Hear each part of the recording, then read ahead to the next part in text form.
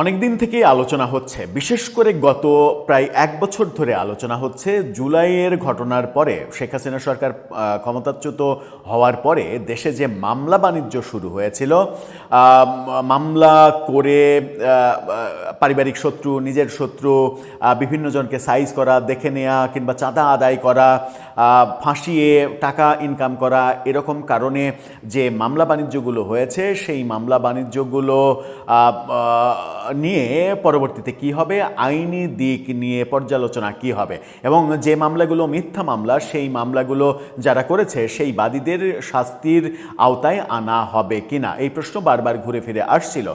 যখন এই প্রশ্ন বারবার ঘুরে ফিরে আসছিল, তখন একের পর এক আমরা দেখলাম যে পুলিশের থানা পর্যায়ের তদন্ত এবং পিবিআইয়ের তদন্তে একের পর এক উঠে আসছে মিথ্যা মামলার নানা ধরনের নথি, নানা ধরনের প্রমাণ, এবং মিথ্যা মামলা এতটাই বেশি মিথ্যা মামলা যেটা কল্পনাও করা যায় না, এরকমভাবেও মিথ্যা মামলা করা হয়েছে।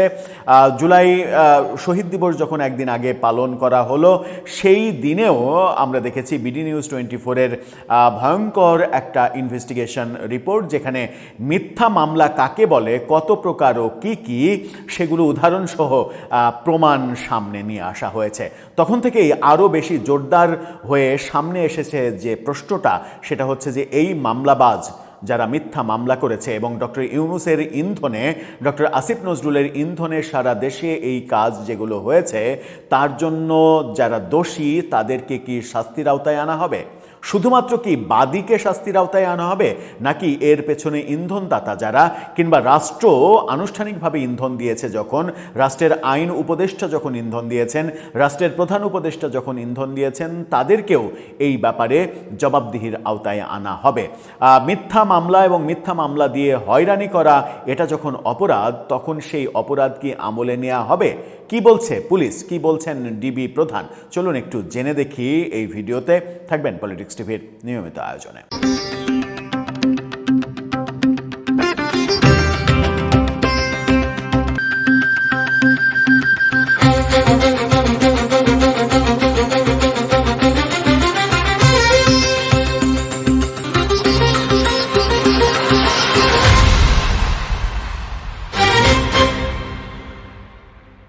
দর্শক, বলছিলাম মিথ্যা মামলার যে ছড়াছড়ি, বিশেষ করে ইউনূসীয় যুগে, সেই সময় আমরা মেটিকুলাস ডক্টর আসিফ নজরুলকে প্রকাশ্যে স্বীকার করতে শুনেছিলাম যে এই সরকার সব থেকে বড় দুই ব্যর্থতা যে দুই জায়গায় তাদের, সেটা হচ্ছে যে মামলার ব্যবসা, মিথ্যা মামলা, আর হচ্ছে মব, এই দুইটা তারা ঠেকাতে পারেনি। আসলে তারা ঠেকাতে পারেনি এটা ঠিক নয়, তারা ঠেকাতে চায়নি এটাও ঠিক নয়, তারা মূলত এটা করেছে, তারাই এটার জন্মদাতা, তারাই এটার পৃষ্ঠপোষক, তাদেরই এর দায়টা পুরোটা নিতে হবে, কোনো না কোনো দিন হয়তো নিতে হবে।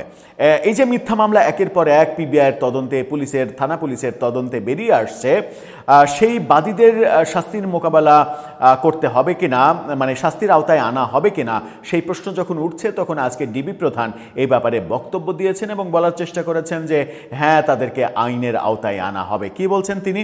একাত্তর টেলিভিশনের এই শিরোনামটা দেখে নিন। জুলাই আন্দোলনের মিথ্যা মামলা ও হয়রানিতে ব্যবস্থা। এখন কি ব্যবস্থা নেওয়া হবে সেটা একটা বড় প্রশ্ন, যেমন তেমনি এই মিথ্যা মামলার ফলে যারা 1 বছর, 1.5 বছর, 2 বছর জেল খাটলো, তাদের যে ক্ষতিপূরণ, তাদের যে জীবনটা ট্রমার মধ্যে চলে গেল, সেটার বিহিত কি হবে? এই ক্ষতিপূরণ কিভাবে দেয়া হবে? এই ক্ষতিপূরণ কি এভাবে দেয়া হবে যে এই মিথ্যা মামলাবাজদের শুধুমাত্র কারাগারে নিক্ষেপ করলে হবে না, এমন শাস্তি দিতে হবে যে তিনি তো অবশ্যই বাংলাদেশের কেউ আর কখনো কোনো মিথ্যা মামলা করার সুযোগ কিংবা সাহস না করে। কি বলছেন তিনি, চলুন একটু জানি। 24 জুলাই আন্দোলনকে কেন্দ্র করে কেউ যদি মিথ্যা মামলা দিয়ে সাধারণ মানুষকে হয়রানি করে থাকে, তবে তাদের বিরুদ্ধেও আইনি ব্যবস্থা নেওয়া হচ্ছে বলে জানিয়েছেন ঢাকা মেট্রোপলিটন পুলিশ ডিএমপির মহানগর গোয়েন্দা শাখা ডিবি। এখানে বলা হচ্ছে কেউ যদি মিথ্যা মামলা করে থাকে, কি আশ্চর্য কথা! অথচ এই পুলিশের তদন্তেই, এই পিবিআইয়ের তদন্তেই আমরা একের পর এক বহু এরকম মিথ্যা মামলার ডকুমেন্টস পাচ্ছি, যেগুলো গণমাধ্যমে উঠে আসছে। গণমাধ্যমে এত এত খবর উঠে আসছে, পিবিআইয়ের বরাত দিয়েই খবর উঠে আসছে, আর তিনি বলছেন যদি এরকম কোনো ঘটনা ঘটে থাকে, এটাকে কি আমরা একটু পাশ কাটিয়ে যাওয়ার ব্যাপার বলতে পারি? যাই হোক, তিনি কি বলছেন, ডিবি কার্যালয়ে আয়োজিত এক সাংবাদিক সম্মেলনে সাংবাদিকদের প্রশ্নের জবাবে এই তথ্য তিনি দেন। অনলাইন জুয়া বিরোধী বিশেষ অভিযানের কথাও তিনি বলেছেন। ডিবি প্রধান বলেন, জুলাই আন্দোলন সংক্রান্ত মোট 59টি মামলা বর্তমানে মহানগর গোয়েন্দা পুলিশ তদন্ত করছে। পর্যায়ক্রমে প্রতিটি মামলার তদন্তই সর্বোচ্চ গুরুত্ব দিয়ে পরিচালনা করা হবে। তদন্তের স্বচ্ছতা নিশ্চিত করতে প্রতি 15 দিন পর পর এই মামলাগুলো নিয়ে বিশেষ পর্যালোচনা সভা করা হচ্ছে। এছাড়া পুলিশ সদর দপ্তরেও এই মামলাগুলো তদারকির জন্য একটি আলাদা মনিটরিং সেল কাজ করছে বলে তিনি জানান।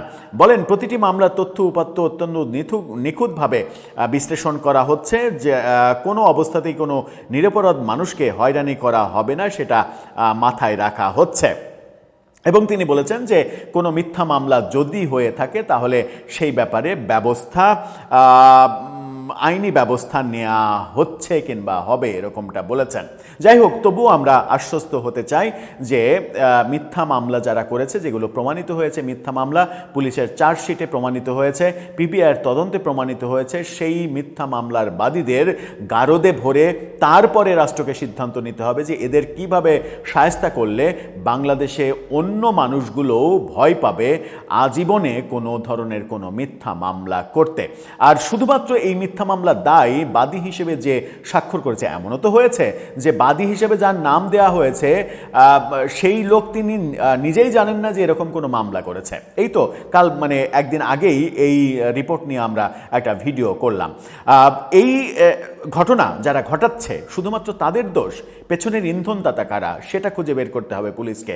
এবং এটার সঙ্গে দূরতম সম্পর্ক আসিফ নজরুল কিংবা ডক্টর ইউনূস কিংবা তার গ্যাং যারা, এই গ্যাংয়ের আছে কিনা সেটাও খুঁজে বের করতে হবে। খুঁজে বের করতে হবে এই কারণে, রাষ্ট্রের বৃহত্তর স্বার্থে। কারণ আপনি একটা পক্ষের বিরুদ্ধেই মিথ্যা মামলার ব্যবসা কিংবা মিথ্যা মামলার এই ছড়াছড়ি করেছেন বটে, এই উদাহরণ যখন সমাজে আপনি প্রতিষ্ঠিত হতে দেবেন, তখন আগামীকালকে আর এক পক্ষের বিপক্ষে এই ঘটনা যে ঘটবে না, কিংবা বর্তমানে যারা সুবিধাজনক অবস্থানে আছেন তারা যখন সুবিধাজনক অবস্থানে থাকবেন না, তখন তারা এরকম ঘটনার শিকার হবেন না, আক্রান্ত হবেন না, তার গ্যারেন্টি কি কেউ দিতে পারে? আমার মনে হয় যে সেই স্বার্থেই, দেশটাকে স্থিতিশীল রাখার স্বার্থে, দেশটাকে সুন্দর রাখার স্বার্থে এই ব্যাপারে ব্যবস্থা নিতে হবে, যেন এই দুঃসাহস ভবিষ্যতে আর কেউ করতে না পারে। এবং এত এত মিথ্যা মামলা, এই মিথ্যা মামলার ডিজাইনটা কোথা থেকে হয়েছিল, তার জন্য আমার মনে হয় যে আসিফ নজরুলকে জবাবদিহির আওতায় আনলেই সব মেটিকুলাস তথ্য বেরিয়ে আসতে পারে। দর্শক, আপনার কি মনে হয়? আপনার মন্তব্য জানিয়ে লিখতে পারেন আমাদের কমেন্ট বক্সে।